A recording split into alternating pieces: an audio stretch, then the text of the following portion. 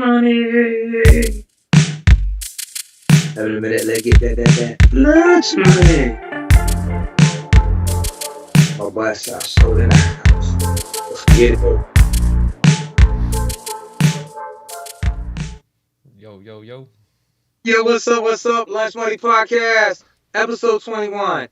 Before we even get started, y'all, I want to take a second. We're gonna explain. Today's Sideshow Mike cannot be with us because of it's family emergency, man. If that person is one of your best friends, your closest friend, it's a family emergency.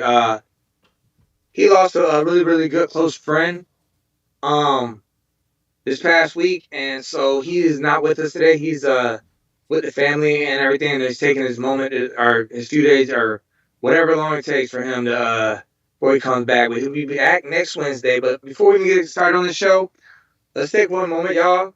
30 seconds to a moment. Let's take and just just think about Mike and his friends and everybody and that all their family there, okay?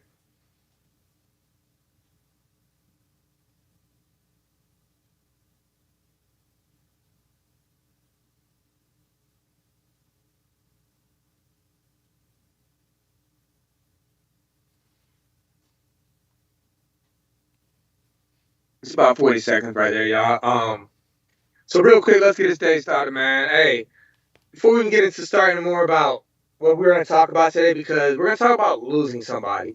We're going to talk about different ages of losing people and different ages they are when you lose them and different ages you are when you lose them and how it affects you. Because me and DJ Concrete talked and we decided this show is going to be more, I might get some stuff off my chest. Before, Let's see the birthday girl. oh man, I got to move everything around for you, Kyle. Look at you. See, you're just so special. There we are. The queen on her throne. Happy birthday to you. Happy birthday, dear Kai. Happy birthday to you. You don't know the words She's of the 11 song, years do old. you? You don't know the Say what? You don't know the birthday song, do you? I do. It's happy birthday. I was singing her version quick Okay. to get it over with. Look, she already turned her face and looked at the sun now. Yeah. She has the shortest span. She's like this. She sits there and then she goes, butterflies. That's So yeah, gotta be quick with it. I relate. Hey. So on that note, you know what I'm saying? Before we get into everything else, how was your week, DJ Concrete? How you been doing? Busy like always, man. Just running around, doing the work. So this is more of your getting your busier season because a lot of the homeowners, with it starting to become spring and everything starting to become warmer, a little bit warmer, they're trying to get a house set up for the summer and for their vacation. Make sure everything's cleaned up. Make sure the roof is solid.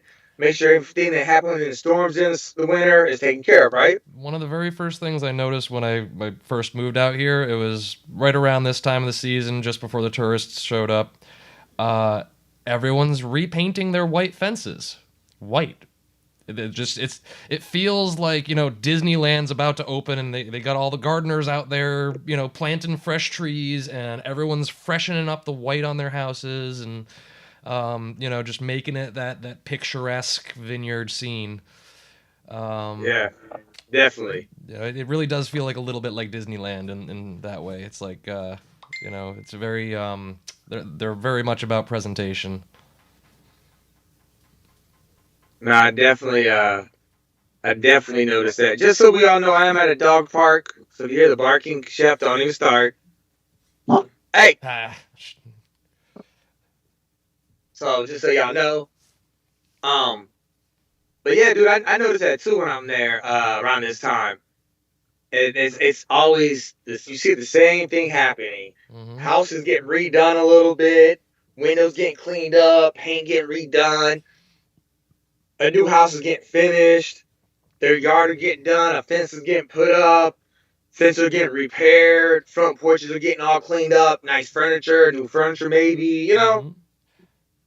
Now, immediately after that, I don't know if I don't think it's everywhere on the island, but I know like at least in Oak Bluffs and places like that, there's a cutoff where you can't have power tools running, you can't be doing work after a certain time. So picking up a job right now is a little risky because you got to know that you can finish it before that deadline. Otherwise, they're going to slap you with a bunch of big fines for, disturbing the peace. So immediately after this big push to whiten up all the fences and freshen up all the gardens and clean up all the roads, we have to basically select jobs that are not in the main tourist areas. Um, it's right about this time that I'll be starting to deliver newspapers on my Saturdays. Oh yeah. Yep, visit every town in Martha's Vineyard, dropping off papers at every business. It's a good 7 hours, 8 hours of work.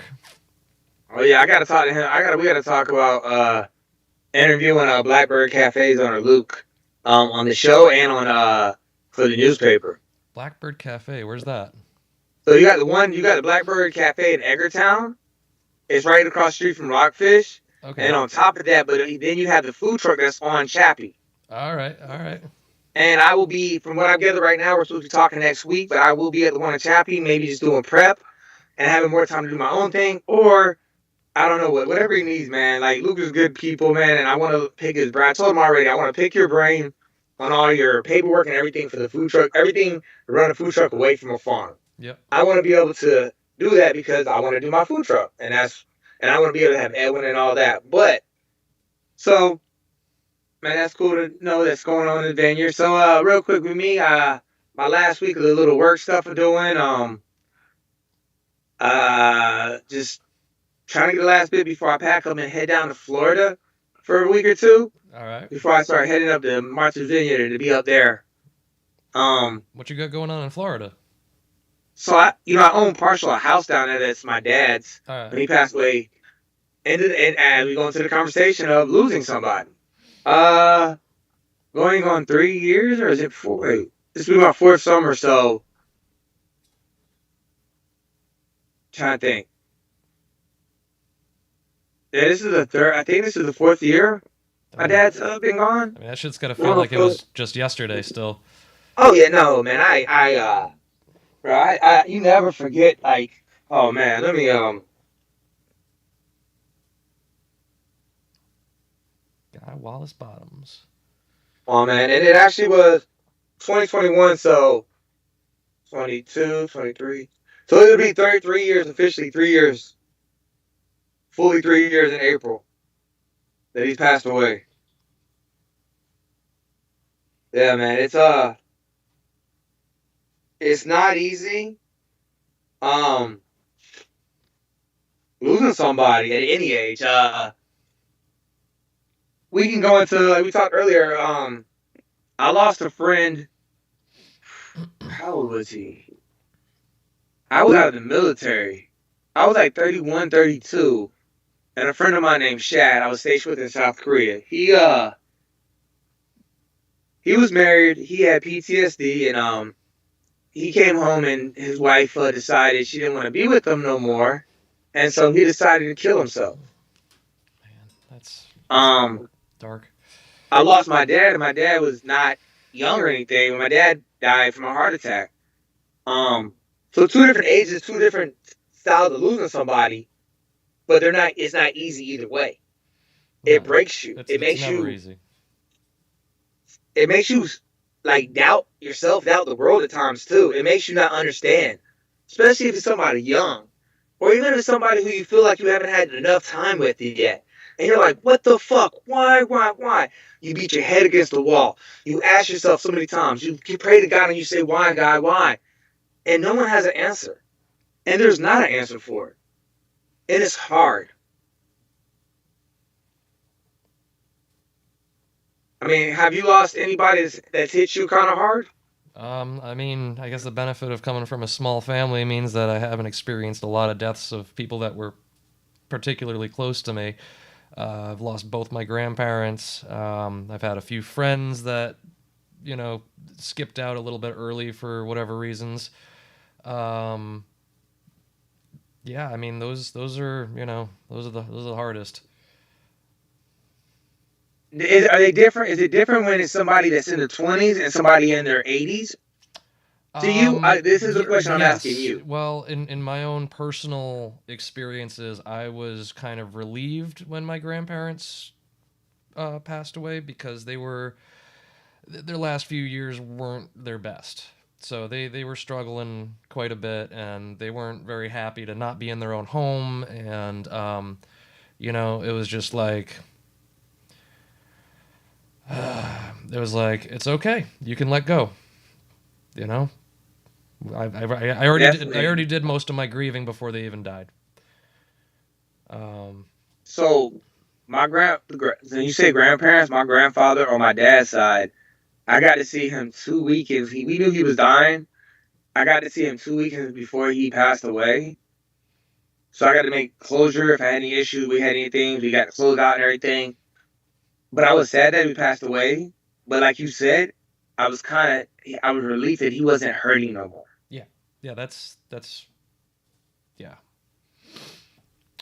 When it comes to like people my age or younger dying of natural or unnatural causes, it hits a little bit differently. It's almost like I didn't really have the time that I had to come to terms with it as I did with my grandparents. It was just like they're there and then they're not. And I honestly I can't tell you which one hits harder. Um, they both hit in their own different way. There you go. I mean, I feel you on that. That's definitely, man, I can tell you, like you said, they hit differently, but they have some of the same effects on you. Oh yeah, definitely.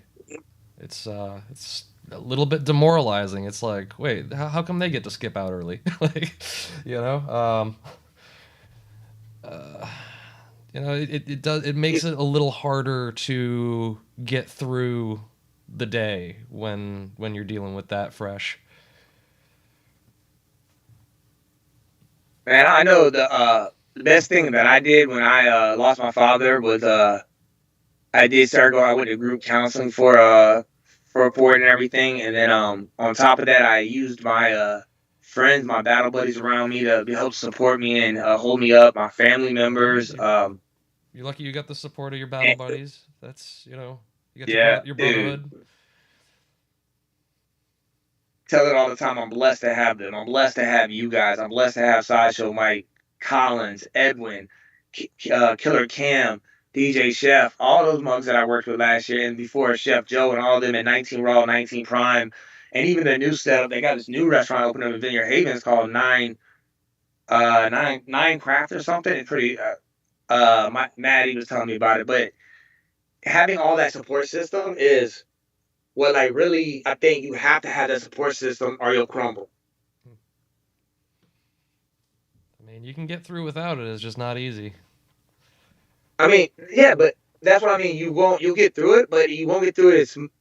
It's never smooth.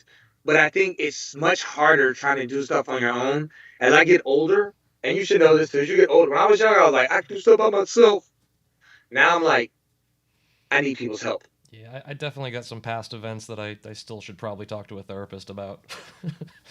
um, but I don't really have too many other outlets for that, so I just kind of, pack it away and do what I can.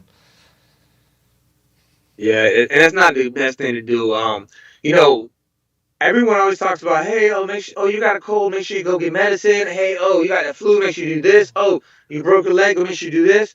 But hey, how about we start being, hey, you know what? It's okay to go to mental health. It's okay to go to a therapist. It's okay to sit down and tell somebody, I'm not all right. Yeah. I'm not all right now because of what I just lost. Yeah. No, I mean, unfortunately, my experience with American mental health care, they're not really going to help you unless you say that you're going to hurt yourself or unless you're really you just break down and give up. Like if you go in and you're like, "Hey, I'm having a hard time." They're like, "No, we can't help you." If you go in there and you're like, "I'm going to break something or hurt someone or hurt myself." They're like, "Oh, right this way. Let's get you seen." But that on that note, maybe you should look into maybe people we need to look into programs for to help pay for therapist program instead of them going to the hospital and getting thrown in mental health and it's not being really done like it should be. Well, I feel like if you could get the help before you get to the breaking point, there wouldn't be such a need.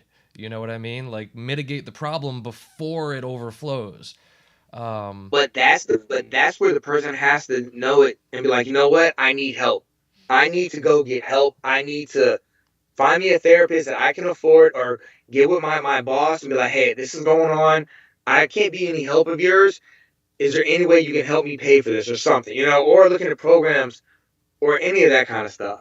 But I mean, at the end of the day, and I know this is hard to say, you have to ask for help. Like, no one can read your mind. Mm-hmm. People, unless somebody sees you struggling, they're not going to be able to know that you're struggling. I saw a quote the other day by a guy, and he sat there and it was on an interview, and he said, the happiest guy, no one ever asks how he's doing. Because he's always happy and he's always take care of everybody else. Mm-hmm. But you know what? He's the one hurting the worst because he's as hiding it all. Real talk. I mean, I know I'm happy, but I tell y'all I have issues. We know that. I might be happy, but I do have issues. We know, and I talk about it. But he's true. There's a lot of people who act happy as fuck, and then they're not okay, and then nobody asks them, "Are you okay today? How's your day going?" I mean, double check this advice with a therapist, but I think that there's times to break down and to have your moment, and then there's other times to suck it up and put it in your back pocket. You know what I mean? Definitely certain things. Yeah. There's certain things that you can't like put in your back pocket and keep on moving. You can try, but it's gonna keep pulling at you until you try to like handle it. Mm-hmm. But I get you on that. Definitely, there is. Well, yeah. I mean, like, let's say you go, you get your help, you get a shoulder to cry on, you get someone to talk to, you get all the support you need. At some point, you got to pick yourself up. Because like, although you got all the support, they're not going to walk for you. They're not going to, support you in your entirety. They will help you get back on your feet. So at some point, you got to, wipe away the tears, get up and go do your thing, and just get on one day at a time. And that's the hardest part is knowing when it's time to, put it aside. And that's it never feels like there's never a good time. I don't know, but again, I should probably seek myself a therapist for some past events because I'm very good at compartmentalizing, and that might not be the best thing. A lot of people are happy. A lot of people push the high stuff, and then it explodes down the road and stuff. I can tell you from experience that's happened with me. Hey, that's partially how I ended up here. I couldn't really deal with my living situation. I had my doubts about my job. I went and I put in my 2 weeks notice after I went and I had a couple of appointments with a psychiatrist, and I went to inpatient at a hospital, and they were like, yeah, there's nothing wrong with you. It just sounds like, everyone's like fucking with your head, like where you're at. You just got to get away from that. And I'm like, that's all I needed to hear is that a medical professional says, go to the extreme, cut and run, change it up, make a big change because you're not happy where you're at right now. And so as someone who felt like they were losing their mind, it didn't seem like a good idea to mix up my whole life, to change it up, to, pack up my car and go somewhere. That seemed like maybe a manic thing to do. But after I collected enough information, talked to the right people, felt confident about their opinion and that they had listened to what I had to say, that it was time to pull the trigger on that. Hey, man, I'm glad you did. I got to meet you and we got to get to know each other, my brother. I'm glad I did. I still miss Providence, but, it's a lot nicer out here. Like, the nature's beautiful. People are chill. I miss my friends and my family and being closer to them, but this has been really good for my mental health. So, yeah, I mean, shit, you can feel lost for people you haven't even lost yet. Dude, we were talking about that earlier. Like, so, say you have a friend, or even it can even be an ex-girlfriend who you were friends with first, girlfriend, and then now y'all don't even talk, and you want to talk to them, just be a friend, but you lost that friend, and that's a loss that that at the end of the day, most likely, just like the death loss, you're never gonna get that back because they're never gonna open up, or you'll never open up them, however it is. I have lost my entire friend group with my along with my girlfriend twice in my life. First time was like my first year of high school. I fell in with the preppy crowd. You know, I thought these are the people that are going to succeed. Turns out they're all fucking backstabbers. Um, and then, you know, later on in life, you know, me and a bunch of friends, we started partying and shit. And then we started getting into harder stuff. And when I had to quit that shit, well, they didn't want to. And they kind of gave me some flack about it. And I was like, all right, well, you guys do you, I'll do me. You know, so, I mean, I wouldn't call them enemies, but I couldn't have them in my life anymore. Oh no, dude, we already know. But I mean, I got friends like that too. Let's think about the dude that freaking I bent over backwards for recently. I don't. It doesn't hurt me that I lost him though. I'm okay with the situation because he fucked me so bad. Hmm. But there's certain people who I've lost through friendships and I've gotten back recently that I'm really happy about. Like, and it's just sometimes you make mistakes. Sometimes you got to go away and come back for everything to make sense, and that's what happens. But like we said, man, the hardest thing is waking up. If you like with me, and I know with me and Sideshow Mike talk, and like for the longest, I would wake up and want to roll over and call my dad Hmm. and just tell him about what I was doing, tell him everything, because I would do that anyway, and then wasn't able to do that, and Yeah. that it took me a while to get over that. Like even now, there's times I wake up and I just want to call him, and I'm like, fuck, yeah, can't even do it. Yep. Yep. But I mean, that's what it is, and we as you get older, you start losing more people. You start looking at people, not even friends. Now you start looking at celebrities who, when you were in your 20s, they were like in their 40s, and now they're like in their 60s, or Yes. they were in their 40s. Now they're, you know what I'm The saying? signs of the passage of time. Yeah, and it's when you look at it, it tells you right then and there. It's like life is short, man. Like people are here, and the next day they're gone. So enjoy every moment you can with everybody that you know. Hmm. I And totally. sometimes just calling to check up on somebody is the right thing to do. So what you doing for Kai today? You getting her anything fancy to eat? Oh, yeah. She already got a burger, medium rare with some Oh, cheese. give her a second burger, On man. up on. I probably will. She's probably gonna get. I'm going to Publix, I think, to get me a sub, and she's probably gonna get herself a little Cuban, a little cut up Cuban that I'm gonna Nice, get for her or nice. something. Yeah. Yeah, but somebody was like, "What about Chef?" And I'm like, "It ain't Chef's birthday yet. Like, give Chef some time. Chef gets spoiled as it is. Give him a consolation prize at least, so he doesn't feel left out. I give him a little tooth on his mouth thing because his breath be kicking. I need to get his There mouth you to make sure go. it's There clean, you man. That go. should be. But no, so I look back. That's the thing. So today's her birthday. She's 11 years older. I look back on Facebook. I was going back, and there's like her 1 year birthday. I posted pictures of her and what I got her. Her 2 years, and then it was like the fourth year and the fifth year. And like, dude, all every year, and I was just looking at it, and I was like, holy shit! I take like this dog has been spoiled Mm-hmm. every birthday. We used to go for runs in the morning on her birthday, and then go do some stuff, and she would get food and certain like things. But like today I had to work, so she got her little snack, and then she got to come to the dog park with her brother and meet some new other dogs and play for a little bit and run around, and yeah.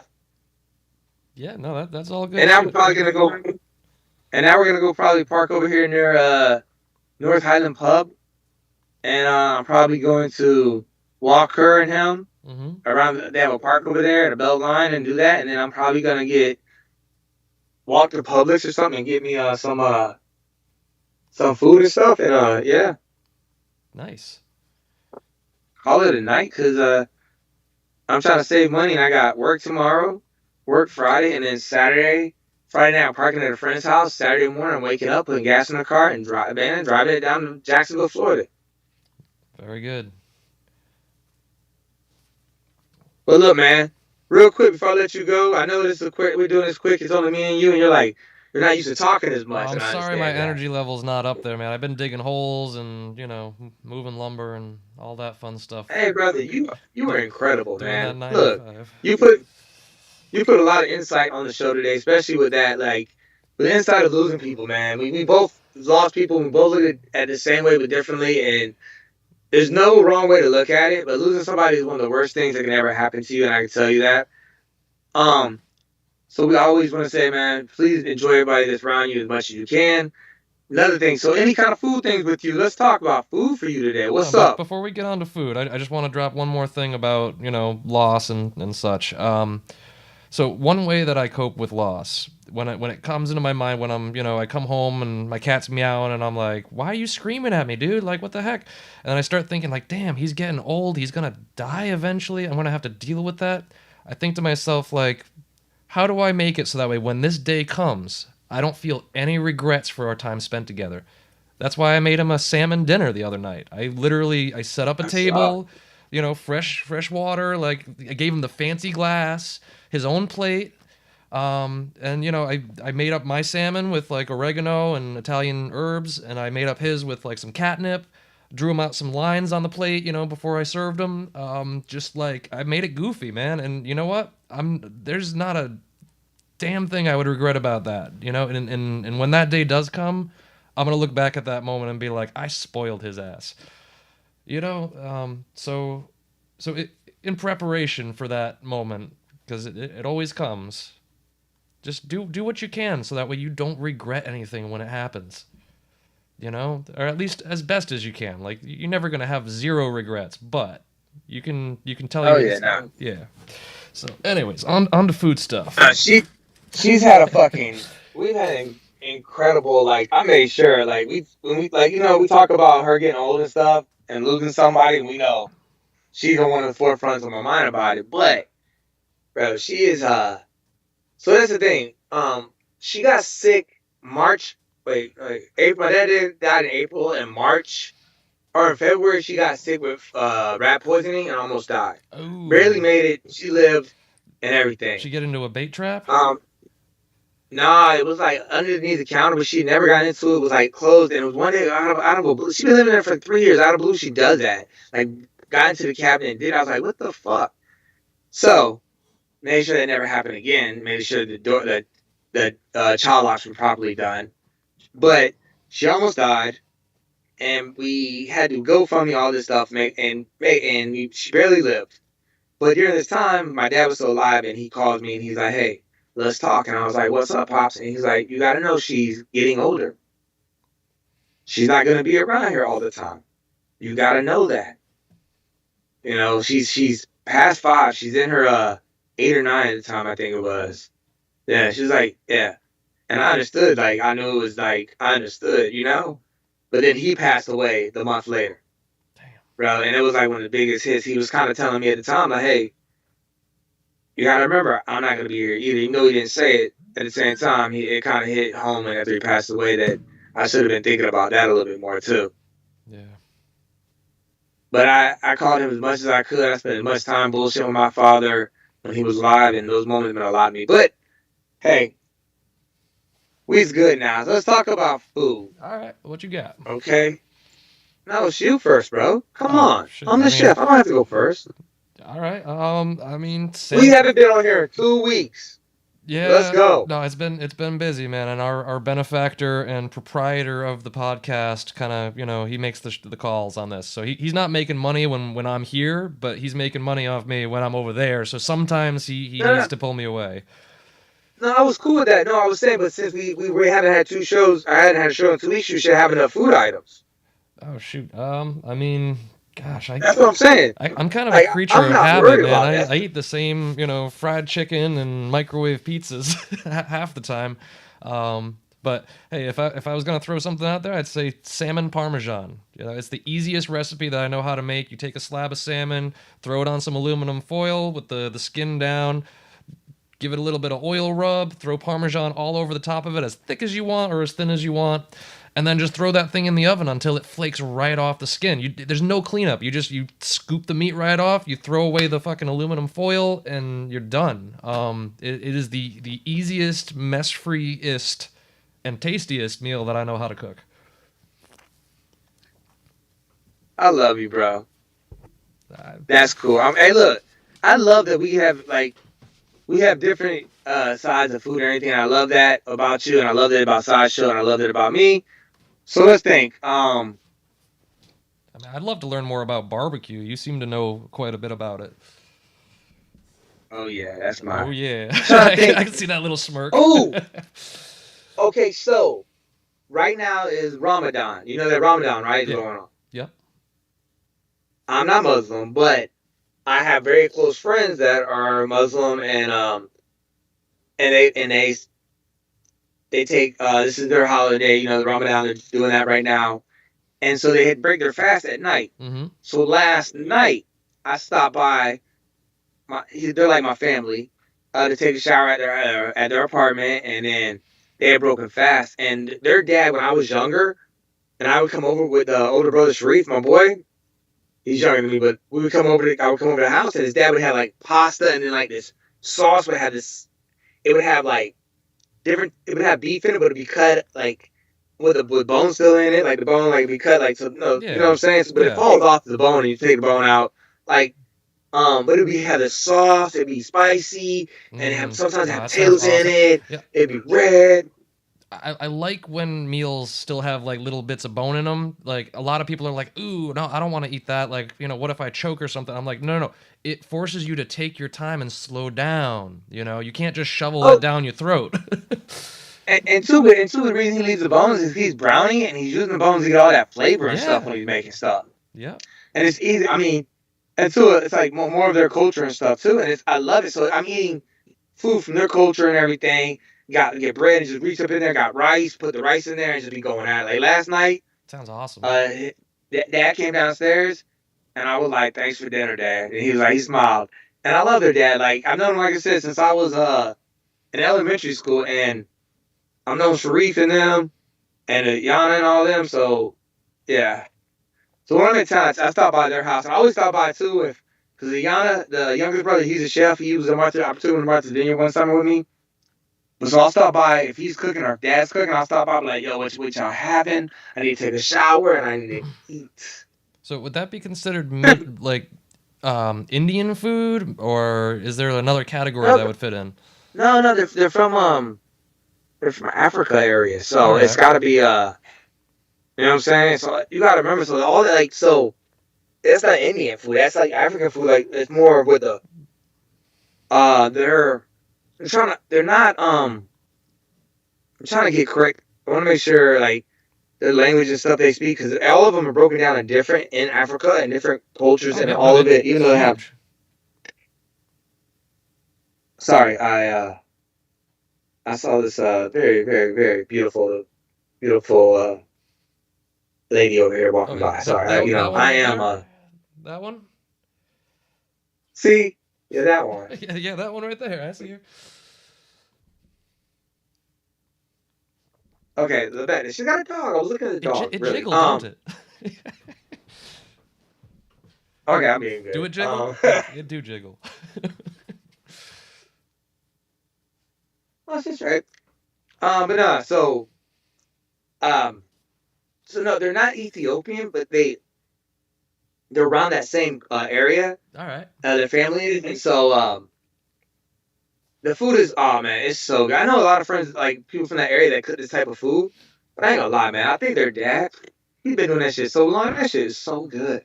Man, I love. Only thing is, I do add a little bit more salt to it now, but the spice level is there. The flavor's there. I just need a salt. I'm a heavy salt, Salt's always something you can add afterwards, Oh yeah, if you got the flavor right, all you do is add salt, and then all that flavor just will whack, pop, and hit you in the mouth. When I cook, I try to make salt like one of the last things that I add, because you can always add more sodium, but you can't take it away. So let me give you a real thing before we take off. On that note, yeah, you should add salt on levels. Okay. So if I'm sauteing onions and garlic together, I get it going and add a little bit of salt. Okay. Just to get the salt those a little bit. Now I do the mushroom, or I might even wait and not even do it. Just wait till I throw the mushrooms in and then salt it. But then I'm gonna salt it before I add if I'm turning that into a sauce before I add heavy creamy thing. I'm gonna already salt it, and then I'm gonna add more salt to it after I put But you gotta think too. If I'm putting parm into it, I gotta know that because parm is a little bit more saltier. So I'll add salt, build salt as I go, and then when I put the heavy cream, I won't add salt until after the parm. Mm-hmm. Like you gotta know, bro. I be telling people when it comes to cooking, you gotta constantly be thinking especially when it comes to salt and when you're adding and when you're what you're adding to what, to make sure it's not over salted and everything has enough flavor and everything works together. Yep. It's a fucking madhouse, but it's so much fun. I get excited about that shit. Yeah, no, I like cooking. I don't know as much about it as you do, but I definitely enjoy it. So real quick, before we get up out of here, when I do get back, Yeah. none of y'all motherfucking business when it is. We will be looking at going to the studio and doing a live cooking show. Hell yeah. And I got guests already that want to come cook with me that are chefs and stuff on the island. Plus, I'll have you on there. We can figure out what to throw you on there on some kind of part of the show. All right, sounds good. We're gonna have to get like a rolling countertop or something that we can, Martha Stewart that up on. What do you mean? I mean, like I don't know. There's no cooking facilities in the studio, so we might need to bring in something. No. The TV studio. You're talking here, where I'm at right now. No. What TV? I'm talking to one next to the YMCA. That's a local island studio that they have a kitchen studio that Collins already told me about that we were going to start this winter on, and I was going to be doing a cooking show, a different show. That is the first time. And we decided not to. All right, no, that's we cool. talked about it once. Me and Collins was talking about it. Yeah, but nobody talked to me about it. Oh yeah, because we didn't know when we were gonna get to it. Yeah. No, I swore I told you something about it. No, I don't think it had ever been mentioned, but yeah, no, that sounds pretty sweet. I mean, we figured this, man. Like, especially this summer, I can get like Luke, who owns Blackbird Cafe. I can get Edwin to come on the show. I can even get my boy Maddie, who's the chef cuisine, or executive chef. I don't know what he is now, but he's for 19 Raw, 19 Prime. He's right underneath the owner. He's right underneath him, so he's like the main guy. Trying to think. Oh, my boy Jaden from Atlantic. All right. I got a chef at Latois. A couple different other chefs I'm gonna get, and Alex. She works at the wine shop, but she does cooking too, so we'll get her on there too. But it's things I'm gonna sit down and work on once I get back and I have I'm not stressing about being on the road. Yeah. And I'm back to my local like island time, island space, and I can just work on the island shit. Yep. Shoot, sounds well, good, look, man. Things to look forward to. Oh, you know that. We're gonna have a blast this summer. Look, y'all. Let's get up out of here. It was a great time. Hey, one last moment for Sideshow Mike, man. We heard my prayers, my brother, you and your family and all your friends and everybody that knew that person. Anybody that person's ever touched by just meeting them. I'm praying that they know and how much that person cared about them, and I hope I know that person knows how much you cared about them, brother. So have a great day, y'all. Remember, give everybody a hug. No bad days, just hiccups in life. And let me get that lunch money.